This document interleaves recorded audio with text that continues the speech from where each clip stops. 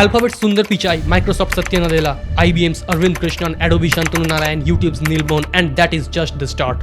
Ever wondered what keeps CEOs up at night? Counting their billions? Maybe, but most likely it is the pressure of running a massive corporation. Like the folks at Microsoft, Adobe, YouTube, Alphabet, Deloitte, IBM, Nokia, MasterCard, PepsiCo, Starbucks, OnlyFans. But here is the real kicker. All these companies, despite being scattered all over the world, share one surprising thing in common, and that is about the people at the helm. They are all run by folks from a country known for its colorful festivals and massive cultural diversity, along with the spicy curries. Yep, you guessed it. It is the incredible nation of India. Sometimes people talk about a global takeover, right? That's correct, folks. From PepsiCo to OnlyFans, Indian origin CEOs are, let's not judge. Indian origin CEOs are taking the world by storm. These CEOs are like the Avengers of business world. A quick Google search will reveal a mile-long list of Indian CEOs running Fortune 500 and multinational companies. Okay, I might have exaggerated a little bit, but it is true. Oh yes, I forgot this one. The CEO of Google itself is an Indian. Study shows over 8% of Silicon Valley startups have now an Indian origin founder serving as CEO, and the 12% of total Fortune 500 companies CEOs are of Indian descent. The tag on the product may read made in USA, but often the sign on the CEO's door says made in India. So what's so special about their water? Or maybe their chai? That produces such a powerhouse of CEOs. Or maybe it's just the Indian DNA itself. Let's dive in and find out. Chapter 1. Education System. Firstly, the credit goes to India's incredible competitive education system. If you can survive the pressure it takes to get into one of those Indian Institute of Technology, IITs, it gives you the confidence to easily handle American universities and later the business world also. Education has always been highly valued in Indian culture, and parents often places a strong emphasis on their child's academic achievements, and in most cases, they end up sacrificing their own luxuries for the sake of their child's education. This pushes individuals to constantly strive for excellence and work diligently to achieve their goals. Their hard work, dedication, often spending long hours studying and preparing for their exams, make them well prepared for high pressure situations. Also, the enormous focus on education at such a young age instills a sense of discipline and determination, which are qualities that are highly valued in the business world, especially when you are running the company as the chief executive officer. Chapter 2. STEM Education and Skills.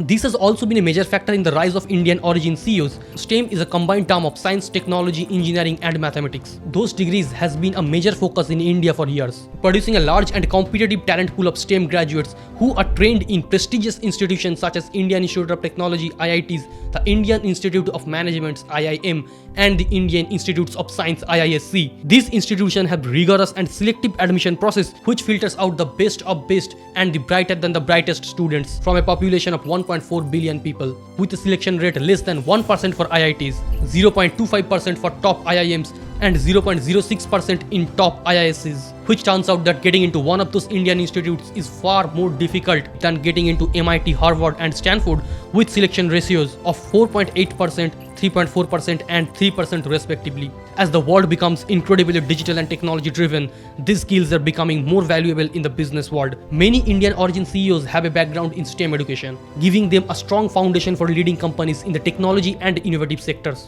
Chapter 3. Resilience and Resourcefulness. India is a nation known for its resourcefulness. Individuals often have to navigate complex situations and find creative solutions with limited resources. India is a nation with diverse cultures, language, and socio-economic realities. Sometimes this large population has led to issues with dysfunctional system, corruption, and bureaucratic hurdles too. This environment often necessitates finding creative solutions to overcome bureaucratic hurdle, negative complex legal system, and manage limited resources to come up with the best possible solution at that circumstance.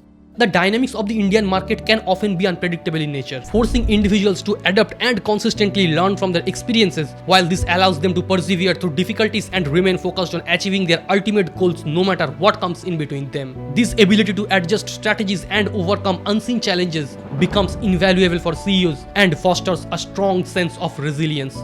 Chapter 4. The incredible focus on jugad. This term jugad embodies a complete Indian spirit of resourcefulness and improvisation in a complete, unique and desi way. It refers to the ability to find the indigenous solutions with limited means, often by thinking outside the box and repurposing existing resources. Many Indian CEOs have applied this principle of jugad into their businesses by creating innovative products and services that solve customers' problems while also saving time and cutting costs simultaneously.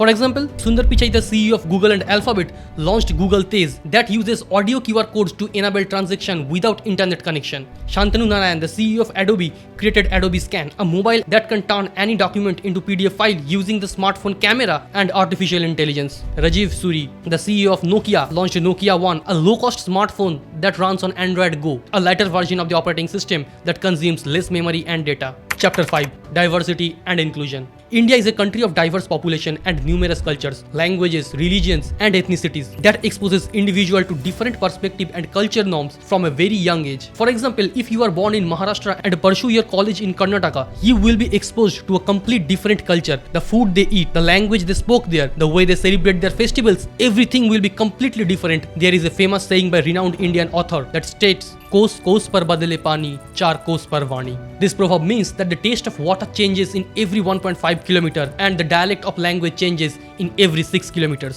Such is our country, India. And this diversion has also played a crucial role in the formation of that young entrepreneurial mind. Also possibly the most suitable and favorable environment for a young mind to flourish at its best while getting exposure to the diversity in the world, because this fosters an openness to new ideas and the ability to understand and navigate various viewpoints, different languages, peoples.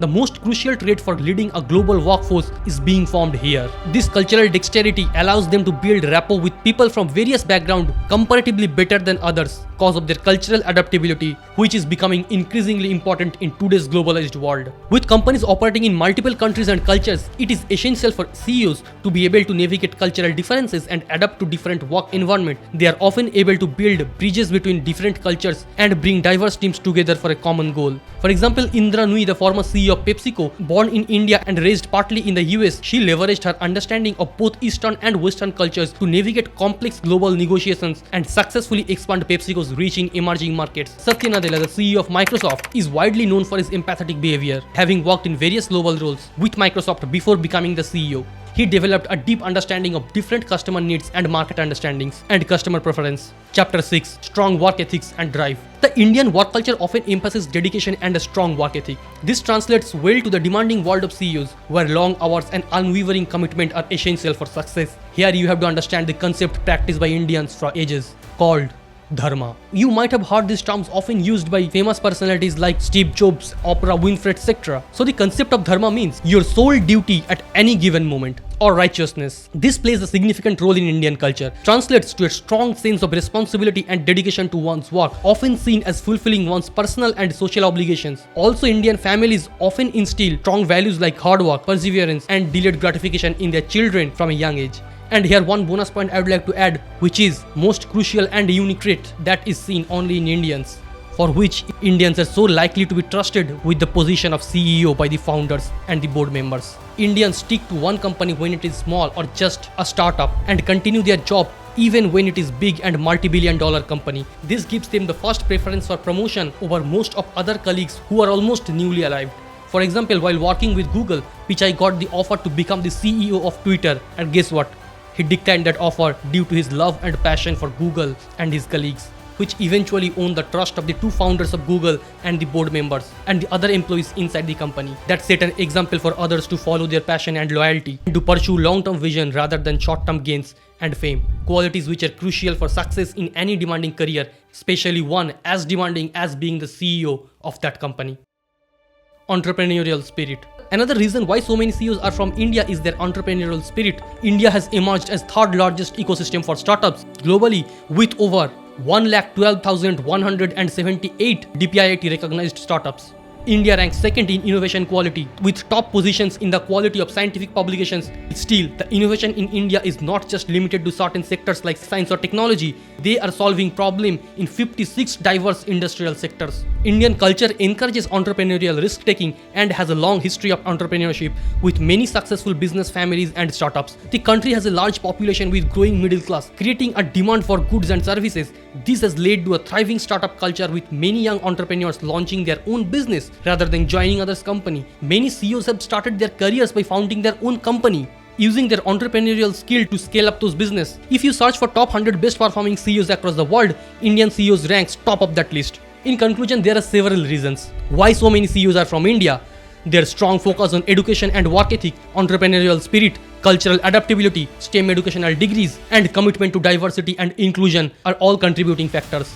Indian CEOs bring a unique perspective and skill set to their leadership roles, helping to drive innovation and success in the business world. After hearing and knowing all this, if curiosity arises in you that how much does this CEO earn, then make sure to check out our this video, and mark my words, you will be shocked. So till then, support our journey with your valuable 2 seconds by clicking the subscribe button and gives it a thumbs up, because it's you who makes our effort worth it. Thanks for watching.